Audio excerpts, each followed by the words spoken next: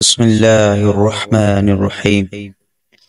لم يكن الذين كفروا من أهل الكتاب والمشركين منفكين حتى تأتيهم البينة، رسول من الله يتلو صحفا مطهرة فيها كتب قيمة.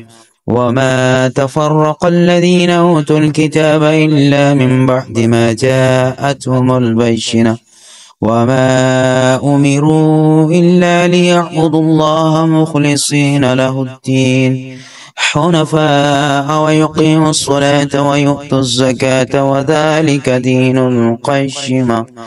إن الذين كفروا من أهل الكتاب والمشركين في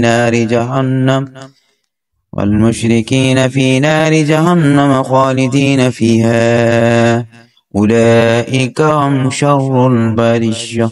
إن الذين آمنوا وعملوا الصالحات أولئك هم خير البرية، جزاؤهم عند ربهم جنات عدن تجري من تحتها الأنهار خالدين فيها أبدا، رضي الله عنهم ورضوا عنه، ذلك لمن خشي ربه. آمنت بالله، صدق الله العظيم.